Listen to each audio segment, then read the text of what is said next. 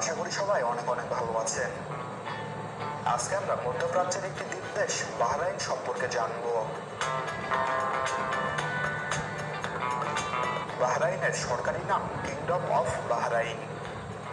এটি আরব উপদ্বীপের পূর্ব উপকূল থেকে 24 কিলোমিটার দূরে পারস্য উপসাগরে অবস্থিত 84টি দ্বীপের সমন্বয়ে গঠিত একটি দেশ।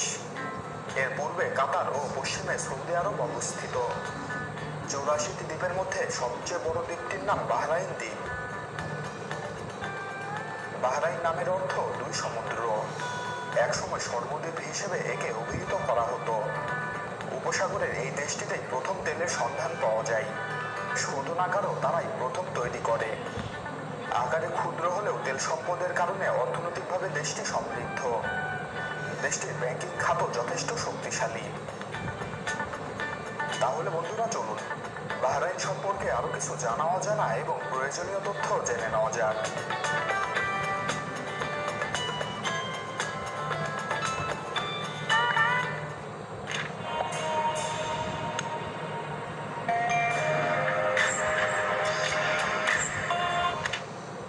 প্রায় 5000 বছর আগেও বাহরাইন একটি বাণিজ্য কেন্দ্র ছিল।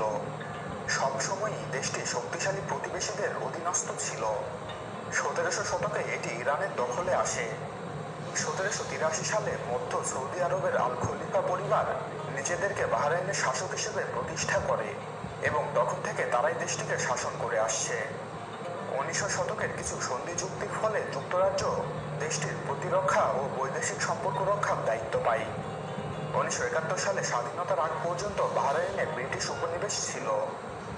স্বাধীনতার পর থেকে যুক্তরাষ্ট্রের সঙ্গে এদের সুসম্পর্ক তৈরি হয়, যা আজ পর্যন্ত অব্যাহত। 778.3 বর্গ কিলোমিটার আয়তনের এই দেশটিতে প্রায় 14,50,000 মানুষের বসবাস। আয়তনের দিক দিয়ে এটি বিশ্বের 174তম দেশ। মালদ্বীপ ও সিঙ্গাপুরের পরে এটি এশিয়ার তৃতীয় ক্ষুদ্রতম দেশ।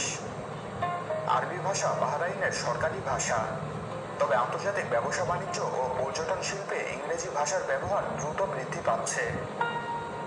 দেশটির প্রায় 70% মানুষ ইসলাম ধর্মের অনুসারী। একই সাথে খ্রিস্টান ধর্মের 15% এবং হিন্দু ধর্মের প্রায় 10% মানুষের বাস এদেশে। মানামা বাহরাইনের রাজধানী ও প্রধান শহর। শহরটি এদেশের সবচাইতে বড় দ্বীপ বাহরাইনে অবস্থিত। ইসলামিক ইতিহাসে 1345 সালের দিকে প্রথম মানামার উল্লেখ পাওয়া যায়। পর্তুগিজরা 1521 সালে এটি দখল করে এবং পরে পার্সিকরা এটি 1602 সালে জয় করে নেয়। 1783 সাল হতে অল্প কিছু সময় ছাড়া শহরটি আল খলিফা রাজবংশ এর অধিকারী রয়েছে।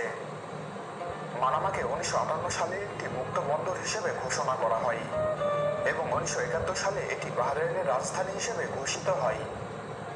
এটি দেশটির সর্বাপেক্ষা জনবহুল শহর। এখানে প্রায় 1,80,000 মানুষের বাস।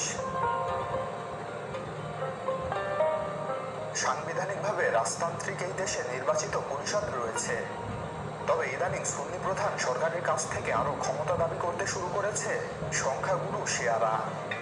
2011 সালে গণতন্ত্রের দাবিতে আন্দোলন শুরু হলে সরকার তা শক্ত হাতে দমন করে।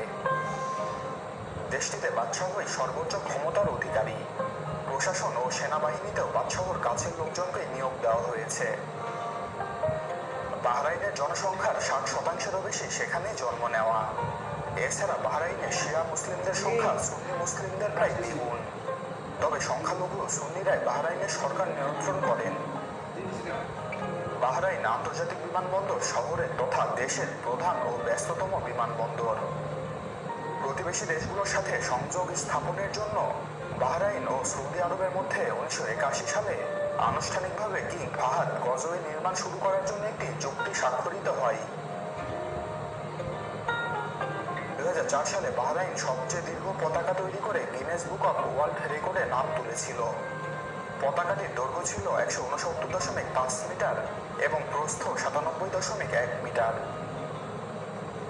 এই দেশে বিশ্বের অন্যতম বৃহত্তম একটি মসজিদ অবস্থিত, আল ফাতেহ মসজিদ, যা 500 বর্গমিটার এলাকা জুড়ে বিস্তৃত।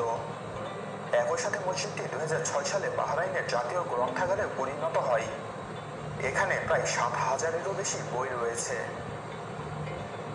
দেশটির শুধুমাত্র 1% ভূমি চাষযোগ্য হওয়ায় তারা প্রয়োজনীয় খাদ্য নিজেরা উৎপাদনে অক্ষম। এক্ষেত্রে তারা আমদানির উপর নির্ভর করে। দেশটিতে 6 থেকে 14 বছর বয়সী ছেলে মেয়েদের লেখাপড়া করা বাধ্যতামূলক। দেশটির স্থানীয় বাসিন্দাদের জন্য লেখাপড়া একদম ফ্রি। বাহরাইনের অর্থনীতি প্রধানত পেট্রোলিয়াম উৎপাদন, প্রক্রিয়াকরণ ও রিফাইনিং এর উপর নির্ভরশীল। এদেশের শ্রমবাজারের 5 ভাগের 3 ভাগ দখল করে আছে বিদেশি শ্রমিকেরা। যোগাযোগ ব্যবস্থা ভালো হওয়ায় পারস্য উপসাগরীয় অঞ্চলের অনেক বহুজাতিক প্রতিষ্ঠান এখানে সদর দপ্তর স্থাপন করেছে। দেশটিতে পর্যটন খাত অনেক উন্নতি সাধন করেছে। এই খাতটি জিডিপিতে প্রায় 9% অবদান রাখছে। বাহরাইনের সরকারি মুদ্রা বাহরাইনি দিনার। দেশটির মোট জিডিপি 40 বিলিয়ন মার্কিন ডলার এবং মাথাপিছু আয় প্রায় 27,000 মার্কিন ডলার। বাহরাইনের ডায়ারিং কোড হচ্ছে +973।